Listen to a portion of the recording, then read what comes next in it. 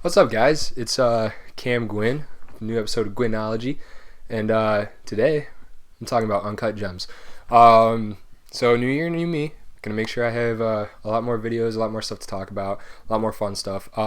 So I'm gonna focus on a movie today. It's the new Adam Sandler movie called Uncut Gems. And when you think Adam Sandler, you think it's gonna be weird. It's gonna be, I don't know, funny, maybe not funny, maybe just straight up dumb Jack and Jill. Or maybe it'll be like That's My Boy, which is really funny. But this one, it's not. It's got funny moments, don't get me wrong, but it's not your normal Adam Sandler movie where he's cracking a joke every couple seconds. It's like, it's a serious, you gotta follow this character type of movie where you see his mostly downs. There's not really that many ups in this movie for Howard, who's Adam Sandler's character. And honestly, despite the fact that it's not like a comedy or anything like that, Adam Sandler performs, man.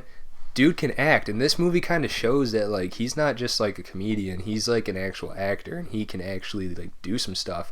Like his character's kind of weird, kind of off-putting, which is like kind of normal, I guess, for an Adam Sandler type of character. But in the most drastic way possible, and the most realistic sad way also. The movie follows Adam Sandler, Howard, forget his last name, but it follows him and his woes, I guess is what you would say. He owes some bad people money, and he's trying to figure out ways to get the money, whether it's using somebody else's stuff and pawning it to get money, to bet on something to make more money, type of stuff like that, And we follow him on this route of how he's trying to figure out how to pay back. I think it's $200,000 was the final number to this gang, essentially. And Kevin Garnett's in the movie, which, by the way, Kevin Garnett can act. And despite the fact that he plays himself in it, he does really, really good at playing himself, which, I mean, who knows if it's really that easy or that hard, but he does good. And it follows Howard, who is also like a jewelry man. He lives in or doesn't live, but works in the Diamond District in New York City. For those of you who don't know what that is, it's where like a lot of high profile people go to get their diamonds, like their necklaces and stuff like that. Like you see all these rappers that are like got that super super big chain, super sparkly, diamond encrusted grills, like stuff like that. That's where they go. They go to these people. They got their mans or women that they go to, and they get their stuff from there.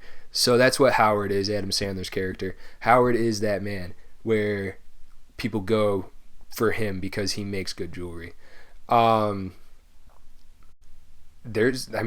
a synopsis of it.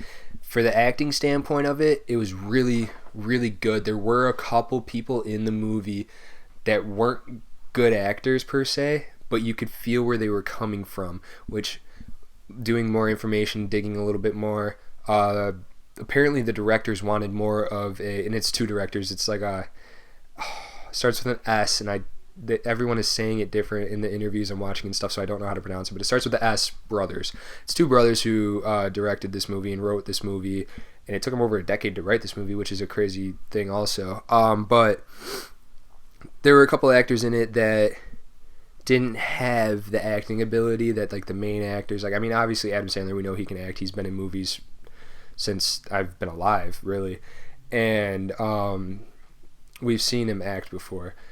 We haven't seen Kevin Garnett really act before, and it was cool because he was good, but everyone else in this movie hasn't really acted before, which was kind of interesting to me. Like one of the actors that I personally think wasn't that good, turns out he's just a dude that works in the Diamond District, so he understands how all that runs, which you could see him show in this movie, which was cool, despite the fact that his lines weren't that good and he didn't sound as genuine as some of the other people did. He still shows that he understands what's going on, which is cool. The main girl, what's her name? Forget her name in the movie. Her real name is Julia Fox. This was her first big movie that she ever did, and she does awesome too. You would have never thought that. You would have thought maybe she's been like in minor, small role films, or she was like a couple lines in a movie or something like that. But no, this is her first full-length movie. She did a short film before, but this was her first full-length movie she did, and she did awesome. So we're going to be seeing Julia Fox probably a lot more in the coming years for movies. But to rate this movie on an acting standpoint, I would give it probably like a 6 just because of those characters that weren't that good of actors. But the fact that they're real people from the real area that understand what's actually happening, that makes it cool. For the story, I give it a straight 10 for the story, because the movie itself, the storyline is one that has been used and played before. But the way they present this story and the things that the characters do in this movie, it's just so well written that it's a great twist on an old story, is what I would say. So I got to give it a 10 for that, just because of how they pull it off. And I guess for like emotion, for me anyway, I was anxious for a lot of the movie because I wasn't sure what was going to happen next. That was another great thing about this movie. It was not predictable at all, which usually, I mean, I like to think that I'm pretty good at predicting stuff and noticing things to point out that will potentially be there at the end. Nothing was predictable about this movie all the way up until the end. In the end, wow. Nothing about this movie was predictable. It gave me like a small dose of anxiety and adrenaline at the same time, watching Adam Sandler go through these different things, watching Howard go through these different things to be able to get this money for these guys, and all the stuff that he goes through, all the emotion that he has, and just what's going on in his life. It's brought to life in such a good way. So for emotion, I'd say 10, dude. It keeps you in, and as much as you think that Howard is like a personal note, Howard's kind of a scumbag. He's kind of like that dude that like maybe you'd hang out with, but you wouldn't be cool with. You know, like you wouldn't be good friends. Like if he's in the room with you, cool, whatever. You chop it up, talk a little bit, but you're not gonna be like, yo, let's go invest in this with him. No, you're not gonna do that.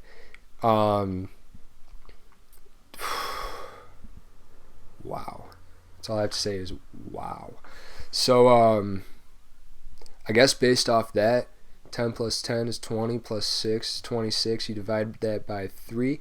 What do you got? You got like, we'll say 8.5 to make it easy on my dumb brain. Which is what I would probably rate it overall. If I had to rate the whole thing as a whole on a 10-point scale, I'd probably give it an 8.5. The only thing that it really lacked was a couple of the actors. But none of the actors that were bad had a major role, so that's a bonus. So yeah, 8.5. Great movie. Go see it if it's still in theaters when you watch this. If not, if you have to pay $3 to rent it, dude, do it. Like it's that good of a movie. You're gonna enjoy it. It's rated R, so viewer discretion for those kids out there. I'm talking to you, Ethan. There's just a lot of swearing in it. That's all it really is. But either way, really good movie, Uncut Gems. Go see it if you haven't. If you like this video, give me a like. Helps me. Super easy for you. You know, all you gotta do is click a button, and for me, who knows, it might help my video pop up somewhere that it wasn't going to. If you like any of my videos, I invite you to subscribe. I'm not even gonna say feel free. I'm just inviting you now. Anyone can subscribe. Thank you guys. That's all I got. Cam Gwynn. I'll talk to you later.